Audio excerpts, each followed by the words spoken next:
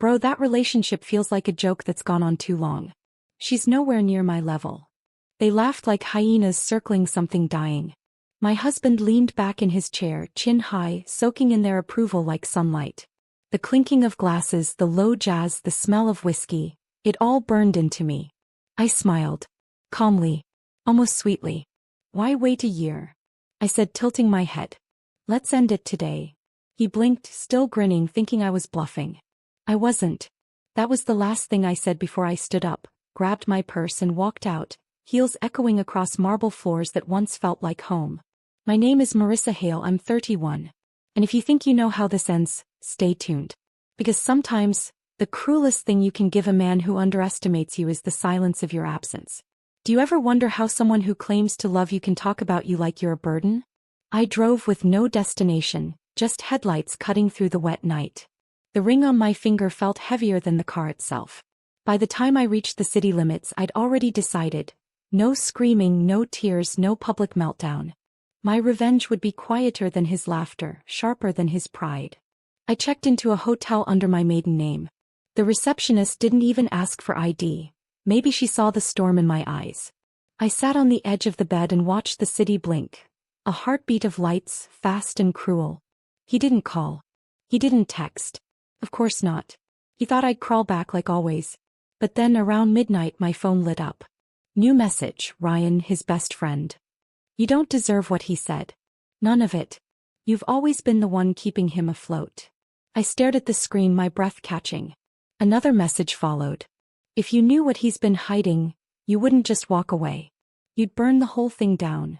Outside, thunder rolled across the sky, like it had been waiting for that line. And for the first time that night, I smiled. I didn't sleep that night.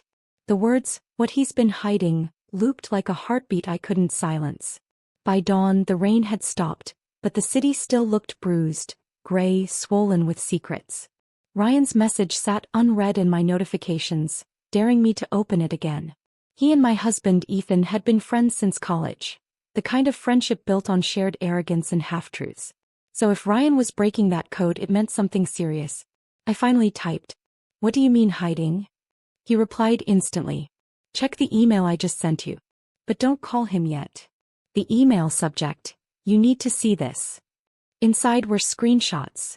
Messages between Ethan and another woman. Not just any woman. Vanessa. His ex, the one who had been my maid of honor. Their words were casual, flirtatious. Recent. The date stamp hit me like a punch. Last week. One photo showed them laughing together in my kitchen. My mug in her hand. My apron on her shoulders. I didn't cry. I just stared, my body numb but my mind strangely clear. The pieces began to fit. His sudden late meetings. His new cologne. The way he'd flinched when I mentioned Vanessa at dinner. My reflection in the hotel mirror looked foreign. Detached. I whispered. He chose humiliation. I'll choose precision. Ryan texted again. You're not the first woman he's done this to. But you might be the last if you play it right. Play it right. The phrase hung there, dangerous and tempting. By noon I'd made a list. Joint accounts, business partnerships, the house deed under my name, the charity events I funded but he took credit for. Every secret power he didn't realize I still held. I deleted our shared photos one by one until only a blank grid remained. Then I whispered to the empty room.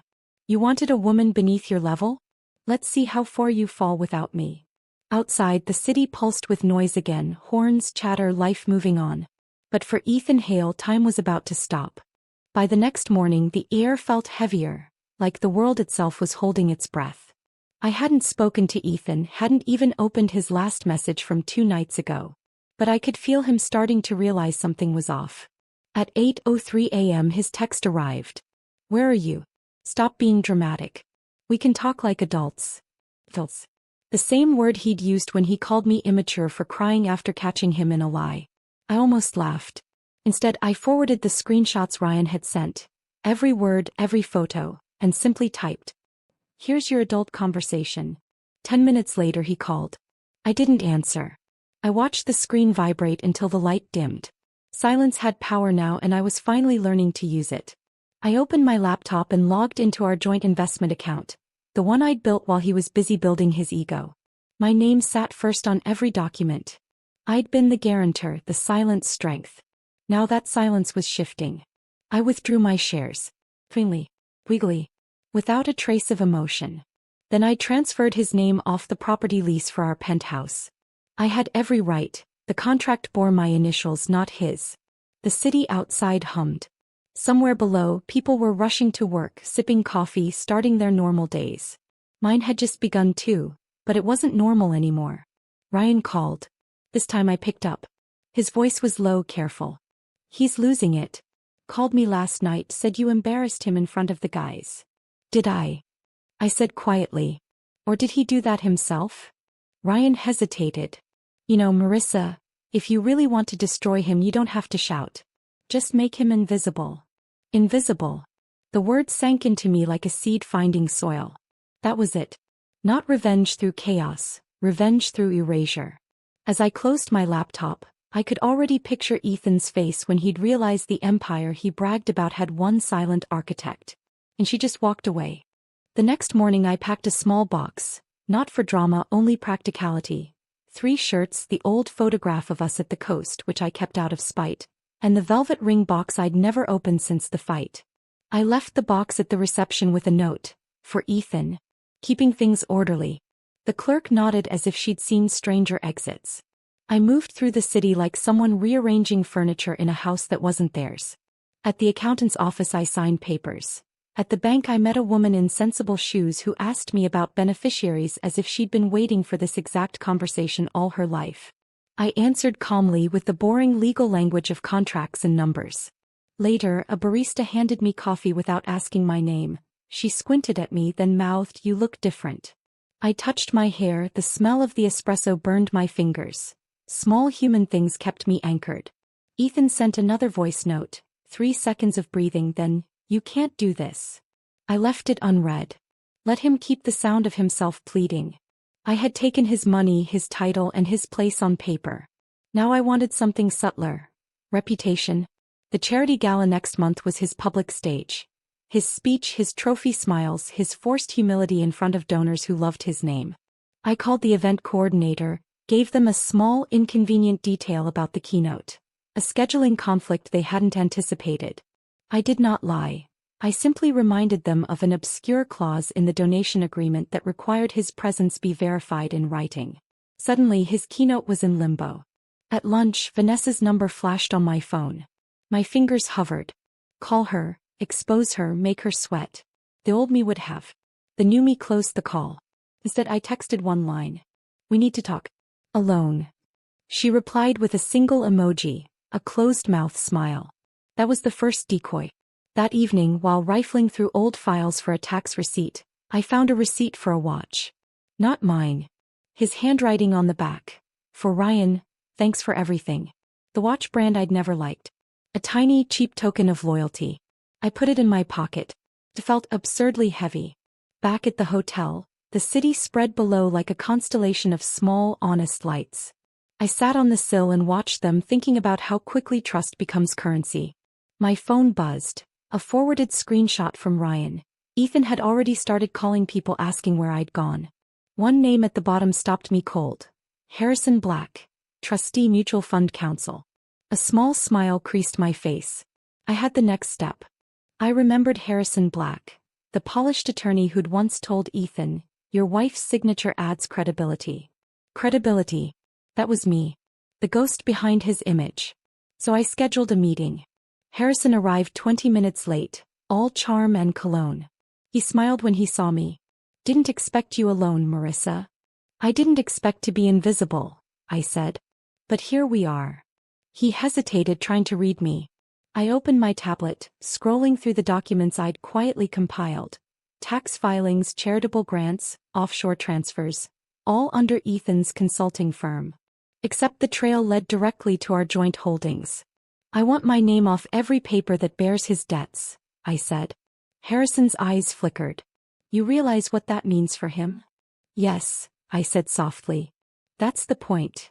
By the time I left his office, the air felt cleaner. The weight was shifting. Ethan was calling everyone, desperate to know how his accounts had been compromised. He didn't know the irony yet. They hadn't been compromised. They were simply mine. That night Ryan called again. He's spiraling, he said. Smashed his phone. He thinks Vanessa leaked something. She didn't, I said. I did. There was a pause. Then Ryan whispered, he'll come for you, you know. I smiled into the dark. Then I'll make sure there's nothing left to find. The city was quiet again. I packed my files neatly, labeled everything. Even revenge when done right deserves organization. Before I slept, another text arrived. From Vanessa. I can't do this anymore. He's been lying to both of us. Attached was a video, Ethan in our living room ranting, breaking things, shouting my name like it was a curse. I watched it once. Then again. Then I forwarded it to the Herald reporter who'd covered his last charity scandal. No caption, no explanation. Just the truth served silently. Outside, a gust of wind slammed the window shut, like punctuation from the universe. Ethan wanted a war. I'd already written the ending. The morning the Herald ran the clip, Ethan's life hiccuped like a song stuck on a broken note. Notifications flooded my phone. Messages, missed calls, strangers tagging me with sympathetic emojis. I let them thread through me like rain on glass. I didn't answer a single one. Silence was still my sharpest move. At the office, reporters called Harrison. Donors called the charity. The gala coordinator emailed again, curt and panicked. Ethan's name began to smell faintly of scandal, like perfume that had overstayed its welcome. He texted me twice that day. Both messages were long with apology-shaped words. I kept my responses short. None. I walked into the small cafe where Vanessa had asked to meet. The one with the cracked tile and the barista who named each latte with an accent of care. She arrived with sunglasses and a bruise of exhaustion under her eyes. She sat, took them off, and for a second I saw the girl who'd once been laughing in my kitchen with my mug in her hand. Now she looked hollowed out. Did you send the tape? She asked. Her voice was thin, not defensive. Just tired. I forwarded what was already true, I said. You were never the problem, Vanessa. He was. She nodded slowly. He told me he loved me. Then he told his friends he was bored. I didn't know which lie to hate. We sat like that, two women who'd been folded into his story and now unfolded back out. Vanessa slid a small envelope across the table. Inside. A receipt, a token, nothing dramatic, but it confirmed the pattern I'd been mapping. She said, I want out. Clean break. But I want him to know what he lost. Later, Ryan sent a clipped audio. He's canceling the gala sponsorship. Board's furious. He's trying to call donors and no one picks up. The word canceling tasted like victory and like something ruinous at once. I felt oddly serene. This wasn't about schadenfreude anymore. It was about rearranging consequences so they fit the crime. That night I stood at the hotel window, the city lights like witnesses. I thought of the ring in my drawer, of the photograph on my desk, of the velvet box I'd left at the reception. I reached into my pocket and pulled out that cheap watch, the one marked for Ryan. I set it on the sill and watched it catch the street lamp. Time kept walking indifferent. He had built his life on borrowed minutes. Tonight I planned the clock he'd never hear. Ethan finally called from an unknown number. I answered because silence had done its work. Now it was time for sound. Marissa, he said, his voice cracking between fury and disbelief. You ruined me. I closed my eyes, letting the accusation hang there. No, I replied. You built the fire and stood too close. He exhaled sharply. They pulled the sponsorships, the papers twisted everything. Vanessa, Ryan, even Harrison won't return my calls. Do you understand what you've done? I understand perfectly, I said. You once said I wasn't at your level. Turns out you were right. The line went dead. I didn't block him. I wanted him to keep wondering when I'd speak again. I spent the afternoon at the park near the old townhouse. Our first home before the penthouse, before ego replaced love. Kids were playing, leaves cracked under my boots, and I realized I hadn't breathed deeply in weeks. Peace felt like something expensive I'd finally afforded. Ryan texted later. He's moving out. Sold the car. Vanessa's gone. I typed, then erased my reply 3 times. What was left to say? Revenge had done its job. But closure, that was something else. That night I walked back to the hotel lobby, asked for the velvet box I'd left at reception. Inside was the engagement ring. Small, silver, unremarkable. I held it up to the city lights. It didn't sparkle.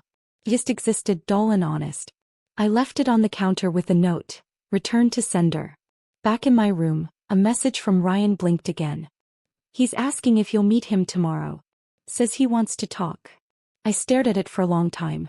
The old me would have gone, needed closure, needed the performance of apology. But the new me typed 3 words. I already did. The truth was simple, he'd already heard everything I needed to say. Just not with words. Tomorrow I'd meet someone else, the lawyer finalizing the last transfer. My freedom would finally have a signature. The next morning the sun came in like forgiveness. Slow, quiet, uninvited. I packed my things without rush. The hotel hallway smelled faintly of citrus cleaner and new beginnings. Downstairs the receptionist smiled and handed me a small envelope. "It was left for you early this morning," she said. Inside was a single folded page, Ethan's handwriting. No apology, no pleading. Just 3 lines. "You win. I never thought you'd walk away for real.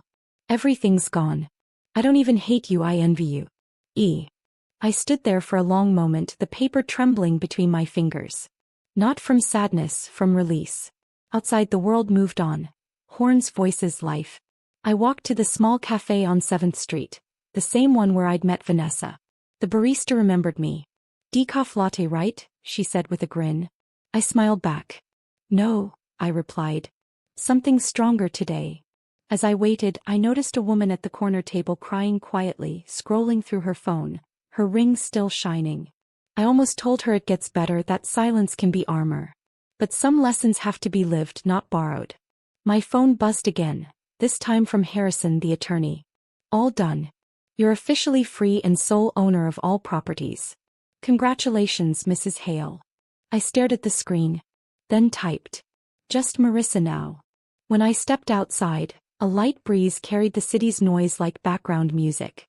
For the first time in years I didn't feel small. I didn't feel angry. Just clean. Later that evening I went to the waterfront, the same place Ethan had proposed under cheap fireworks. I took off my shoes, walked barefoot to the edge and dropped the ring he'd once chosen into the dark water. It didn't splash loud, it just vanished quietly, perfectly. My reflection in the ripples looked unfamiliar. Stronger. Softer. As I turned to leave, the streetlights flickered once and steadied. I smiled to myself. Some endings don't need noise. Just peace.